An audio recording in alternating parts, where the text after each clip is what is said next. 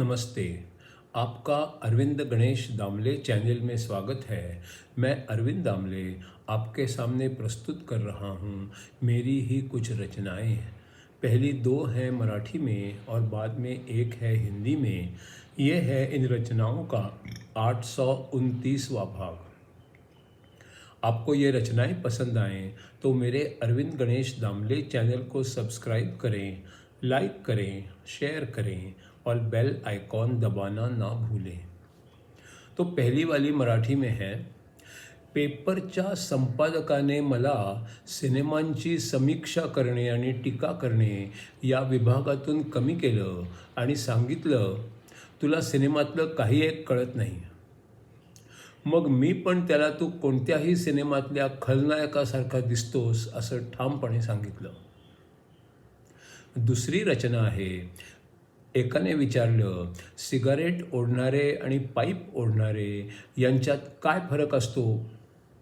मी म्हणालो, सिगरेट ओढणारे तिला दोन्ही बाजूंनी पेटवू शकतात आणि पाईप ओढणारे पाईपला दोन्ही बाजूंनी पेटवू शकत नाहीत. तीसरी जो रचना है वो है हिंदी में, निसर्ग दत्त महाराज के शिष्यों के साथ के संवाद का ये है अगला 239वां सवाल। अब मुझे सीधी सादी ज़िंदगी का महत्व समझ में आने लगा है। रोज़ाना ज़िंदगी में मैं ऐशो आराम की ज़िंदगी जीना चाहता हूँ। मैं दुख को टालना चाहता हूँ। ये मेरी चाह बहुत गहराई तक पहुँची हुई है।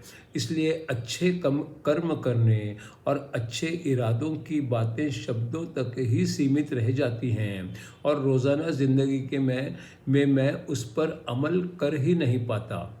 मैं गंभीर नहीं हूँ, ये दोहराने से भी कुछ नहीं होता, क्योंकि गंभीर कैसे होना है ये ही मुझे पता नहीं है। इसका जवाब है, आप गंभीर हैं और आप गंभीर नहीं हैं, ऐसा कुछ भी आप नाम दे दे तो वो भी एक मानसिक अवस्था ही होती है। और वो भी हाँ और ना, इन दो बातों को अलग तरीके से कहना ही होता है। ये आपके दिमाग की समस्या है, तो दिमाग से दूर ही रहें। भूल जाएं कि आप में दिमाग भी कुछ है। अगला 240वां सवाल, जाहिर है कि मैं थोड़ी थोड़ी देर के बाद ये कह सकता हूँ कि मुझ में दिमाग नहीं है और मेरा दिमाग से और उसकी समस्याओं से कोई भी वास्ता नहीं है। पर मेरे कहने से क्या होता है? दिमाग तो है और वो है तो उसकी समस्याएं भी तो होंगी। अब मुझसे ना कहना कि मैं गंभीर नहीं हूँ। मुझे मालूम है कि मैं दिमाग की सोच की शरण में जाता हूँ। मेरा एक ही सवाल है कि मैं ज़िंदगी में प्रत्यक्ष रूप से दिमाग को छोड़ कैसे दूँ? इसका जवाब है, ये अच्छी बात है कि आप कम से कम पूछ तो रहे हो। ये भी शुरुआत के लिए काफ़ी है।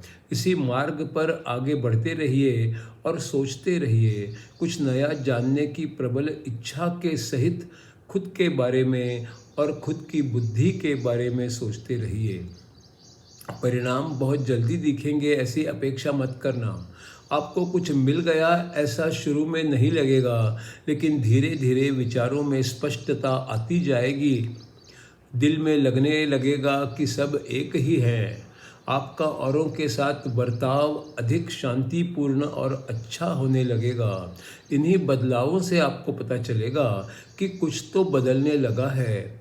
आपको कुछ तनाव लेने की ज़रूरत नहीं है, पर अपने आप आपका दृष्टिकोण और जीने का तरीका बदल जाएगा। आप जैसे हो वैसे ही हो, क्योंकि अब आपको अधिक मात्रा में कुछ बातें महसूस कर सकोगे और अधिक महसूस करने के ही परिणाम दिखेंगे। इसका अगला 241वां सवाल है, सिर्फ अधिक महसूस होने से बदलाव कैसे आ सकता है? इसका जवाब है, क्योंकि अब तक आपकी वृत्ति तामसिक और राजसिक थी। उसमें अज्ञान था, अशांति थी, क्रोध था, चाह थी और अंधेरा था। अब ज्ञान प्राप्त होने के पश्चात आप सब कुछ महसूस कर सकते हो। विचार स्पष्ट हो जाते हैं। आप अधिक ऊर्जावान और खुश मिजाज हो जाते हो।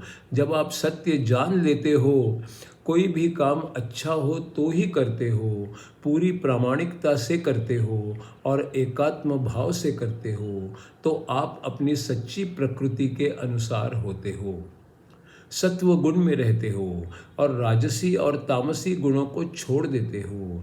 फिर आप सबके साथ सह अस्तित्व में रहते हो। जब सत्व गुण होता है तो आप पूरी तरह प्रामाणिक और जिम्मेदार बन जाते हो।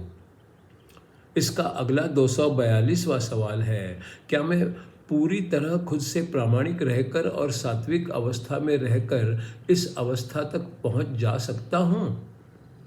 इसका उत्तर है, पूरी तरह प्रामाणिक होने को कम मत समझो, क्योंकि उसमें आपकी इच्छा और प्रेम का समावेश हो जाता है।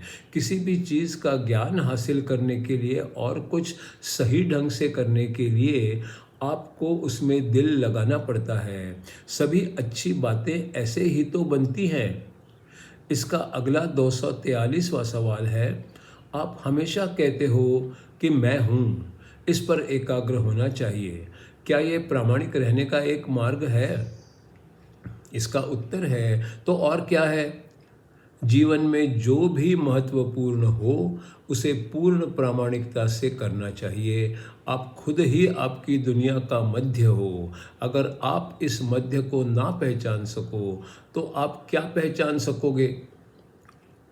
इसका अगला 244वां सवाल है, मैं खुद को कैसे पहचान सकूंगा? खुद की ओर देखने के लिए तो मुझे खुद से बाहर जाना पड़ेगा, तभी तो मैं खुद को देख सकूंगा और पहचान सकूंगा। जाहिर है कि मैं खुद के बाहर नहीं जा पाऊंगा। इसी का मतलब है कि मैं खुद को देख ही नहीं पाऊंगा और पहचान भी नहीं पाऊंगा। मेरे सामने सवाल ये है कि पहचानना तो है खुद को, पर कैसे?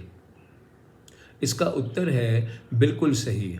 आप अपना चेहरा तो देख नहीं सकते, पर आईने में तो देख सकते हो। आपका प्रतिबिंब जो भी देख सकते हो। प्रतिबिंब ठीक देखने के लिए आईना बिल्कुल साफ हो जाना चाहिए। इसका अगला 245वां सवाल है, ऐसा साफ आईना मुझे कहाँ मिलेगा? इसका उत्तर है, उसके लिए आईने को साफ करना ज़रूरी होगा। हर धब्बा निकाल देना होगा। आपके और आईने के बीच में कुछ भी नहीं चाहिए और इसके लिए पारंपरिक शिक्षा की ज़रूरत होती है। इसका अगला 246वां सवाल, ध्यान से देखना, बारीकी से देखना और आईने पर होने वाला हर धब्बा साफ कर देने का मतलब क्या है? इसका उत्तर है, आईने पर जब कोई भी धब्बा नहीं होता तो हम जब आईने में देखते हैं तो सिर्फ प्रतिबिंब नज़र आता है, आईना दिखता ही नहीं। क्योंकि अगर धब्बे दिखें तो वे ही याद रहेंगे और आईना दिखेगा ही नहीं। तो फिर जाओ, खुद को छोड़ दो और समर्पित हो जाओ।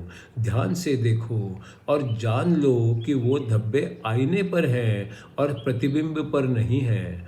अगर वो प्रतिबिंब पर होंगे तब उन्हें निकालना ही पड़ेगा। इसका अगला 247वां सवाल है, क्या सारी दुनिया ही एक धब्बा है? इसका उत्तर है, हाँ, वैसा ही समझो।